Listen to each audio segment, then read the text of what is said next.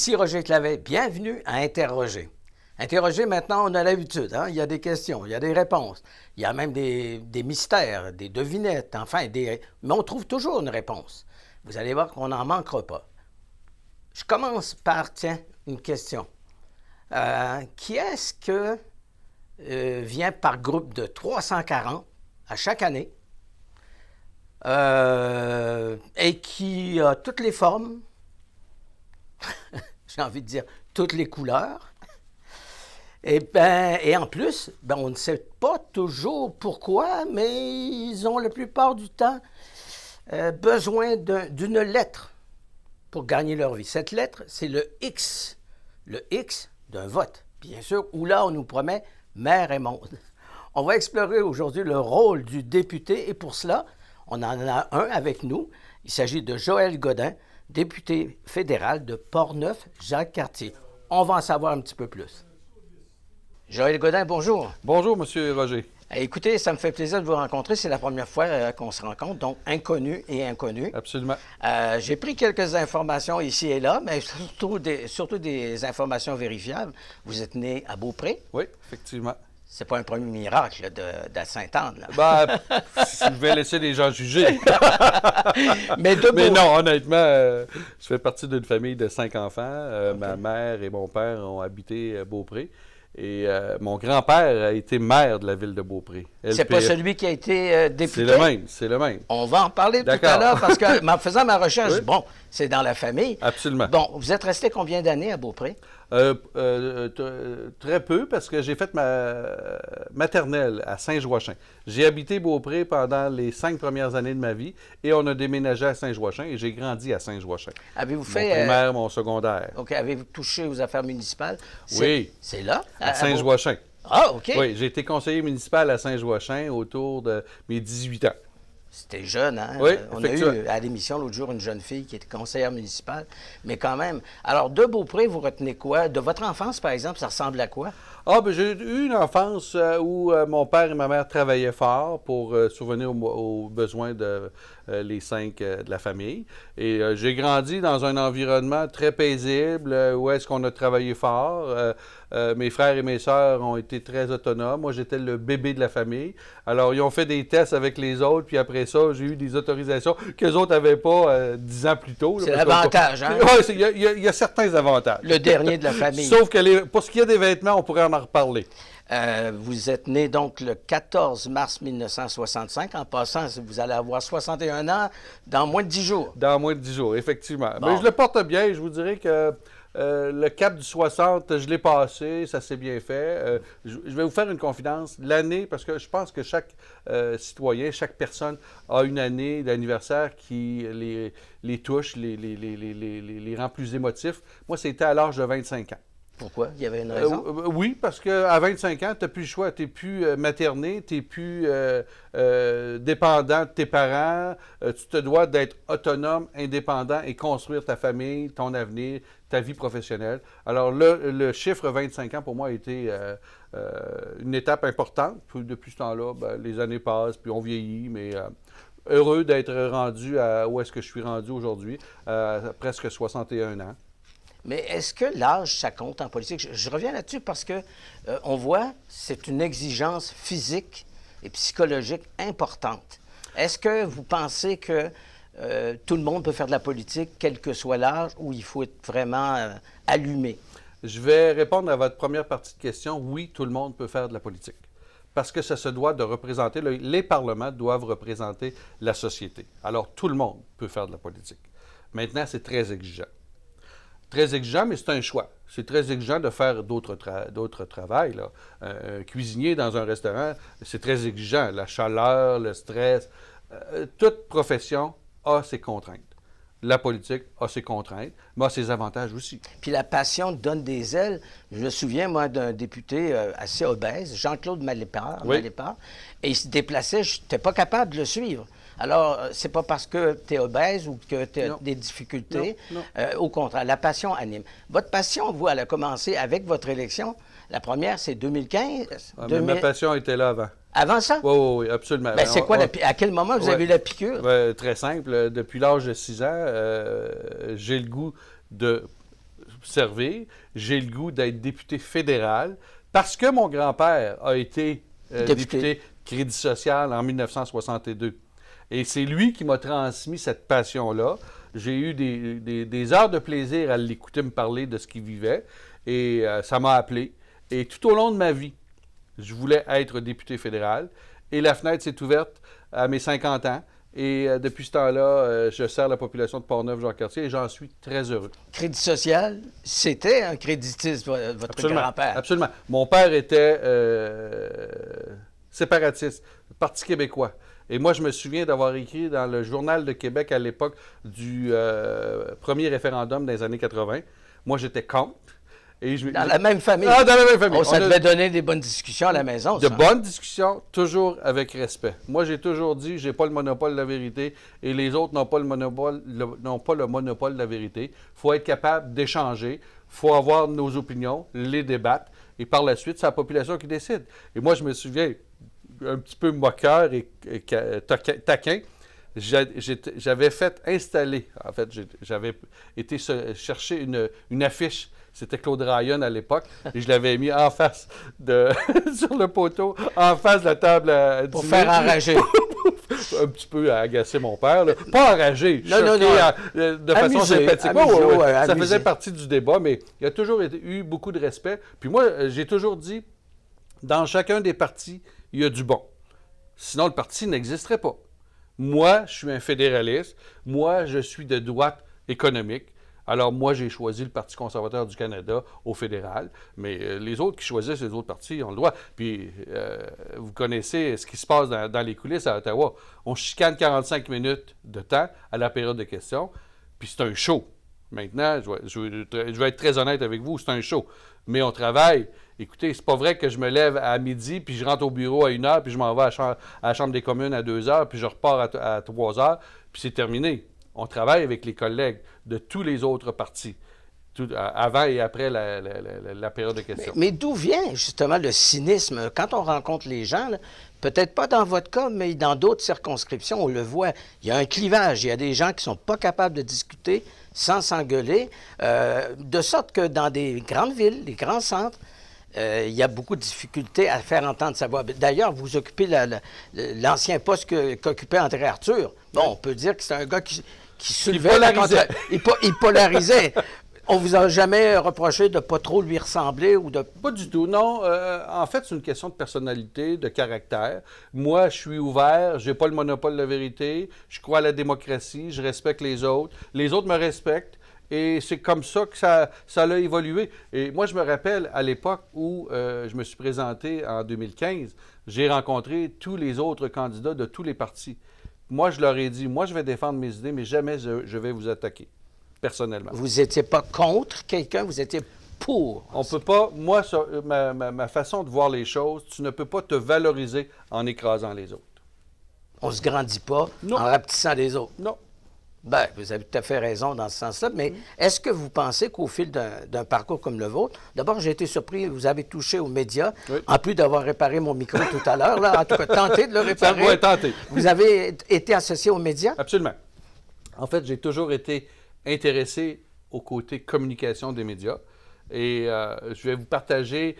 on parlait de mon enfance. Je vais vous partager que j'ai été un étudiant de l'ATR à Jonquière, en art et technologie des médias. C'était la référence à l'époque au Québec pour les médias. Je suis allé là 3 jours. Je suis revenu pour la fin de semaine. Ma mère a dit, tu ne descendras pas tes bagages toutes les fins de semaine. Je dis non, je n'y retourne pas. Et je n'ai jamais assisté à un cours. J'ai décidé, non, c'est pas fait pour moi. Ça venait pas l'environnement, non, parce que l'erreur que j'ai peut-être faite, c'est d'habiter dans la tour des résidences. Ah. Moi, je viens de la campagne. Alors, d'habiter dans un building où tout le tour, c'est de l'asphalte, puis de vivre en communauté, non, c'était pas fait pour moi. Alors, j'ai pris cette décision-là, puis je suis revenu, puis j'ai fait autre chose. Mais FM 93, c'était du côté des ventes, le marketing? Du côté des ventes, c'est ça. OK. Mais j'ai fait de la télévision communautaire sur la Côte-de-Beaupré. a fait de l'animation, d'émissions, et j'ai même fait la description de match de hockey à l'Aréna de Beaupré. Ça ressemblait à quoi? Un commentaire sportif que vous faisiez, vous aviez votre casse sur la tête? Absolument. Je décrivais ce qui se passait sur la glace. Oui, absolument. Ça veut donc dire que l'après-carrière, quand elle arrivera, vous allez peut-être faire partie d'un club des ex, comme on voit de nombreux politiciens faire. Peut-être, on verra, mais c'est ça, j'ai toujours aimé l'animation, j'ai toujours aimé les communications, et c'est pour ça que les circonstances m'ont amené à être conseiller publicitaire au FM 93 dans le temps à l'époque du Zoo. Oui. J'ai vécu là, vous avez choisi belles années. Un autre zoo, là. C'est pas tout à fait pareil. Après ça, je suis parti de là. J'ai parti ma boîte de communication avec d'autres partenaires et ça n'a pas fonctionné. Et je suis retourné dans le média et j'ai été directeur des ventes de TQS pendant 10 ans. Et après ça, il y a eu fermeture. J'ai parti ma boîte de communication qui existe encore, mais qui n'est plus en opération parce que je ne pratique pas le travail de mon entreprise. Je ne développe pas mon entreprise parce que je suis député. Là. On a vu d'autres députés de Portneuf qui faisaient double travail. Moi, je ne le fais pas. C'est mon choix. Et, la conduite d'autobus, ça ne vous tentait pas, peut-être? Peut-être en fin de carrière, mais après avoir servi. C'est un choix. Vous êtes très drôle. Les couleurs politiques, c'est important. Oui. Vous avez été l'adjoint de Sam Hamad, du Parti libéral, de Jean Charest, tout ça. Oui. Vous auriez pu verser d'un côté ou l'autre? Absolument. J'aurais pu aller du côté libéral, du côté conservateur. Je vous dirais que 50 %. Il faut se rappeler, à l'époque, il n'existait pas la CAQ et il n'existait pas l'ADQ. L'ADQ était à ses premiers balbutiements. Et moi, j'ai choisi le Parti libéral à l'époque. Mais il faut comprendre que stratégiquement, je vous ai dit tout à l'heure que depuis l'âge de 6 ans que je veux être député fédéral. Ouais. Alors, j'ai eu l'opportunité d'aller au niveau provincial pour vivre les coulisses, pour se vérifier si j'allais aimer l'environnement et le travail de député. Alors ça, c'est un privilège et j'ai eu la possibilité de le faire avec M. Hamad à l'époque, qui était ministre. Et moi, j'ai appris et la conclusion, c'est que oui, ça me tente d'y aller. Je me souviens à l'époque, lorsque j'ai quitté M. Hamad, qui était ministre de l'Emploi et Solidarité sociale, et ministre de la Capitale-Nationale, moi je m'occupais des dossiers de la Capitale-Nationale, il y avait des rumeurs que lui allait traverser et se présenter pour les libéraux fédéraux. Alors, la discussion entre lui et moi, c'était, je t'enverrai la main, parce qu'à l'époque, les données disaient que les conservateurs seraient au pouvoir. Mais c'est devenu... souvent, les données ont donné le Parti conservateur. Ouais, mais on n'a pas nécessairement gagné au fil d'arrivée. Non, mais vous avez certainement un capital politique important, puisque 2015, on gagne avec une forte majorité. Oui. 2019, 2021, 2025, avec des marges de 45 % et plus. Oui, effectivement. Comment on peut expliquer ça? Je pense que ça démontre que je suis à l'écoute des gens, je respecte les gens, j'ai pas le monopole de la vérité, je travaille pour eux, je suis là pour défendre leurs dossiers. Et les gens me voient beaucoup sur le terrain, je suis très présent. Alors, j'ose croire que ça a un impact positif. Puis, j'aime beaucoup servir et de rencontrer les gens. Alors ça, c'est peut-être... ils ont une écoute de la part de leurs députés, alors ce qui fait qu'ils me réélisent. Jusqu'à maintenant, j'ai un parcours sans faute. Maintenant, je ne suis pas invincible. Non, c'est ça. Un parcours sans faute en politique, c'est beaucoup, rare. c'est rare. Oui. C'est pas tant rare, mais on grossit beaucoup ceux, par exemple, et celles qui trébuchent. Absolument. Le moindre faux pas, c'est amplifié. Là. On est épié à toute heure du jour et de la nuit. Là. Bon, il y a 340 députés à la Chambre des communes au moment où on se parle. Oui. Il y en a 169 libéraux. Vous avez 140... Là, 169, là, je ne sais pas si vous avez pris les bons chiffres, parce qu'il y a eu des transfuges. On va régler quelque chose tout de suite avant d'aller plus loin, OK? On va régler quelque chose. Il y a eu des rumeurs que j'irais du côté des libéraux, que je traverserais le parquet de la Chambre des communes. Je l'ai dit, j'ai répondu à ça à la Chambre de commerce de Portneuf lors de leur soirée au Grand Portneuf, au club de golf de Grand Portneuf. Je ne traverserai pas le parquet de la Chambre des communes pour devenir libéral. Les gens m'ont élu conservateur. Je vais rester conservateur pour l'entièreté de mon mandat. Mais quand même, c'est un engagement que vous prenez publiquement. Absolument. Et les gens qui vous croient, et il y en a beaucoup, ils sont nombreux à vous appuyer, oui. viennent d'entendre une parole qui serait dure de contredire. En fait, oui, oui, effectivement, puis je vais assumer mes paroles. C'est une question de valeur et de principe. Je ne veux pas être étiqueté pour le restant de mes jours comme un profiteur, un traître. C'est gros comme mot, là. Alors, je ferme la porte et je respecte les autres qui l'ont fait. Mais quelle que soit l'allégeance, quelqu'un qui vire d'allégeance, peu importe s'il le fait pour les bonnes raisons, c'est valable. Par contre, il y a sûrement des endroits où ça blesse un peu parce qu'il faut compléter son mandat, il ne faut pas en entamer un autre. Il faut respecter nos électeurs. Ben, on va essayer de ne pas faire de politique partisane. Hein? Oui. C'est bien parti jusqu'ici. Hein? On va garder le cap. C'est ce que je m'étais donné comme objectif. Mais vous savez, quand on regarde sur Internet, on voit toutes sortes de choses. Je vous ai dit que j'avais appris beaucoup d'informations avec des sources vérifiables. Mais quand j'ai fait le test d'aller sur l'intelligence artificielle, ils connaissaient à peu près tout ce qu'on connaît de vous. Grande inconnue, la vie personnelle, les loisirs, les sports. Alors là, l'intelligence artificielle n'avait pas l'air très, très intelligente. Pouvez-vous nous dire si vous avez des passe-temps, vous, dans la vie? J'ai des passe-temps dans la vie. Évidemment que j'ai une famille de 2 enfants. Je vais être grand-père d'ici la fin du mois pour une première. Alors ça, c'est une nouvelle passion que je vais développer. Et j'ai l'avantage d'avoir mon fils qui est à Ottawa, qui habite à Ottawa. Alors j'aurai la chance, par le fait que je suis à Ottawa 26 semaines par année, de le voir plus fréquemment que les autres parents du côté de sa conjointe, qui est aussi native de la région de Québec. Et moi, j'aurai ce privilège-là. Je suis un amateur de golf.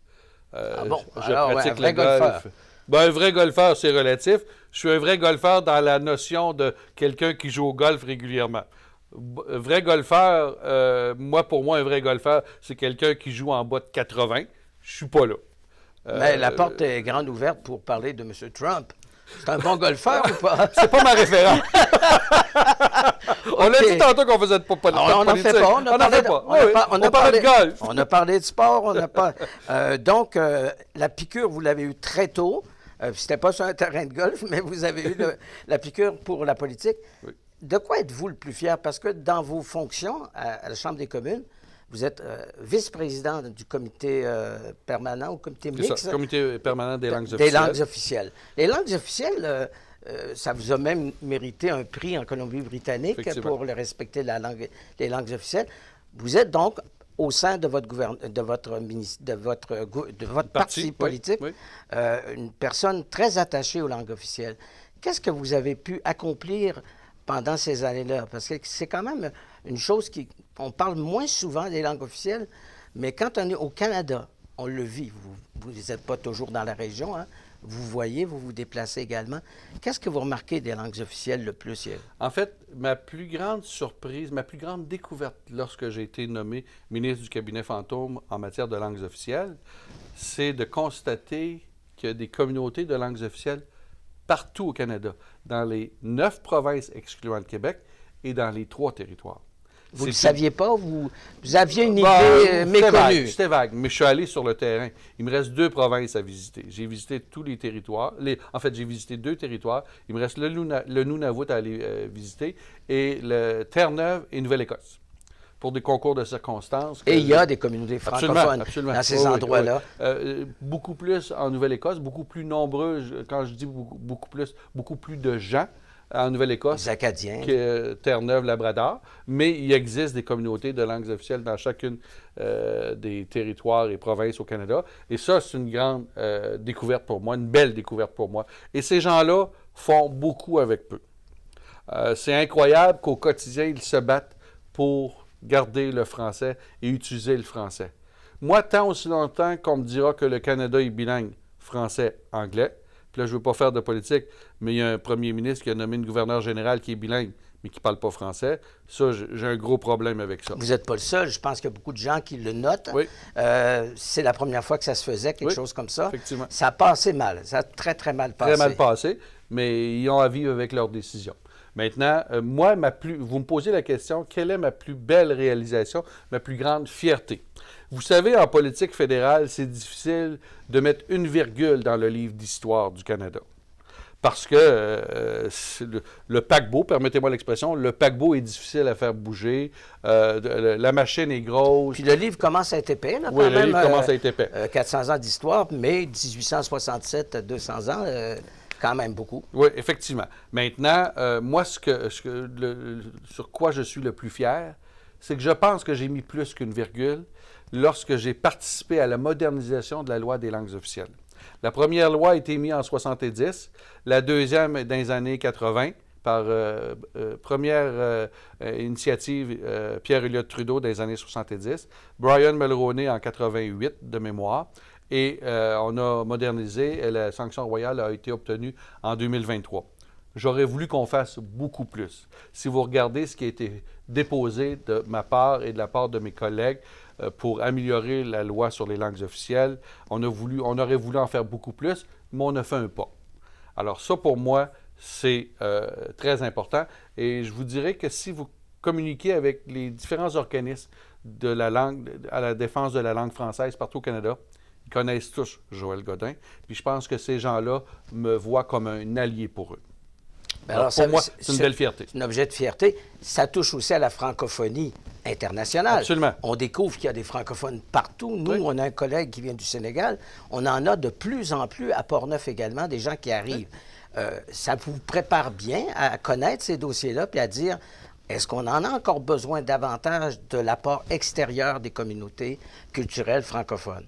En fait, je vais ajouter, puis c'est pas pour dorer mon blason, mais je suis représentant du Canada sur l'Assemblée parlementaire de la francophonie, qui est une organisation internationale où je suis président de la Commission des affaires parlementaires.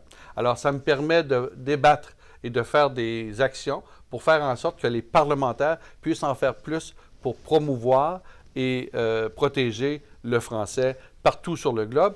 Et vous l'avez dit, l'Afrique est l'endroit où le français est en progression. Partout ailleurs, il est en diminution, mais en Afrique, il est en progression. Et la moyenne d'âge est de 25 ans. Absolument. C'est incroyable, alors que nous, dans les pays riches, on est dans des sociétés vieillissantes. En tout cas, c'est un constat.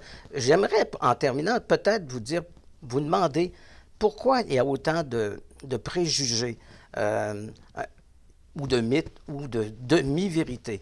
Un député, ça voyage, c'est indéniable, ça a des missions internationales. Certains. C'est pas tous les députés qui s'impliquent à l'international puis qui voyagent.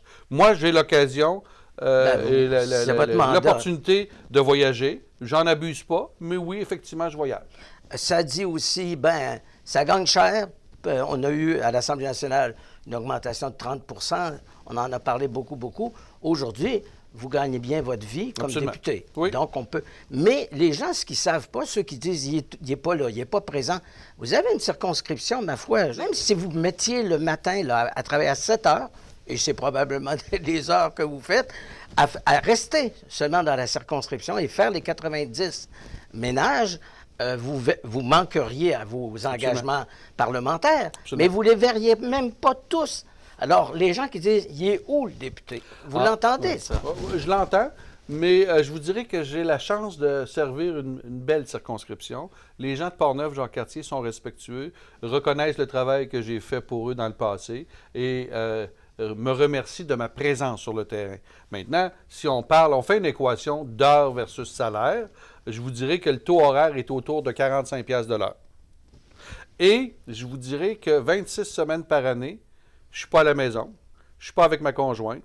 J'ai, à l'époque, là, mes enfants sont plus vieux, mais il y a 10 ans, il y en avait 13 et 15.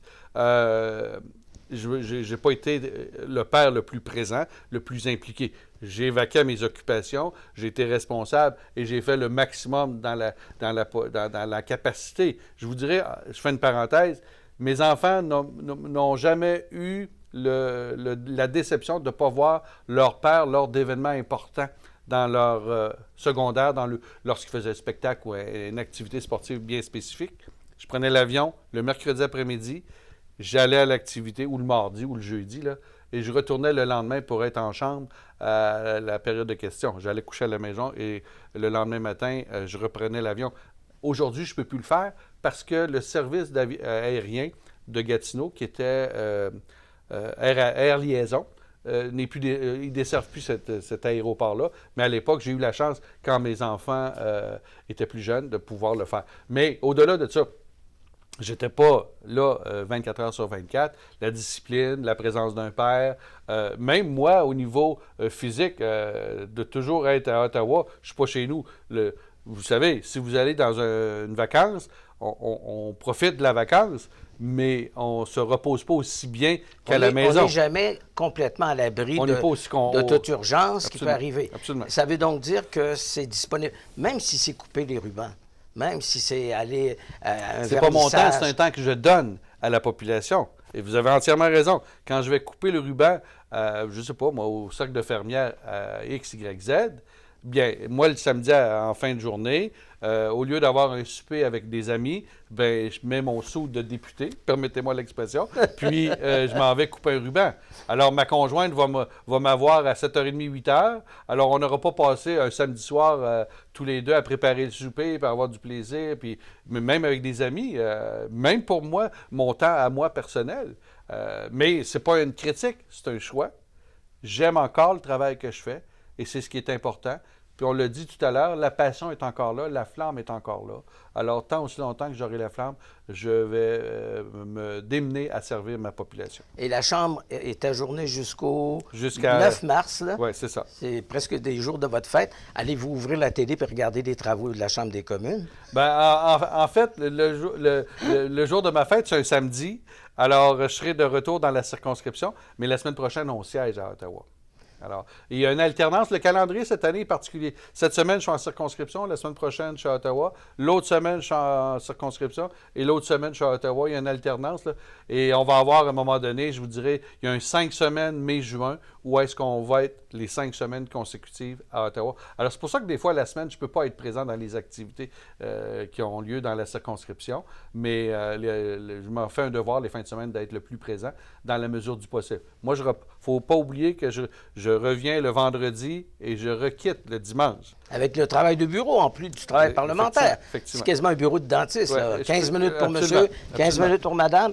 Il faut le faire pour le réaliser. Hein? Absolument. Il faut que les gens en soient conscients. Moi, je retourne beaucoup d'appels le vendredi quand je reviens d'Ottawa. Et c'est parce que j'ai 4h30 de route à faire. Alors, j'essaie de joindre l'utile à l'agréable, mais je veux rassurer toute la population. J'utilise ma main libre. Et puis, de toute manière, vous avez dit tout à l'heure que peut-être une petite note en bas de page, ça commence à être une note importante, là, 10 ans de carrière, bientôt 11 ans. J'ai l'impression que ça pourrait être plus gros qu'un astérisque. Ben, c'est selon. Moi, je verrai à la fin de ma carrière combien d'années j'aurai fait et on verra pour la grosseur de l'astérix. Pour le moment, c'est un point d'exclamation de votre part. Absolument. Joël Godin, merci beaucoup. C'est un plaisir. À bientôt. Ah, et voilà qui complète notre émission de cette semaine. J'espère que vous avez appris des choses. Moi, j'en ai appris beaucoup sur le rôle du député. Et essayez la prochaine fois, avant de dire « je ne l'ai jamais vu, qu'est-ce qu'il fait, je ne le vois pas », je vous ai donné des tas de trucs, hein, en allant voir sur le site de la Chambre des communes, par exemple. Et désormais, vous allez savoir qu'il existe des députés qui travaillent, quelle que soit l'allégeance, qui travaillent pour votre bien. Merci, à très bientôt. Au revoir.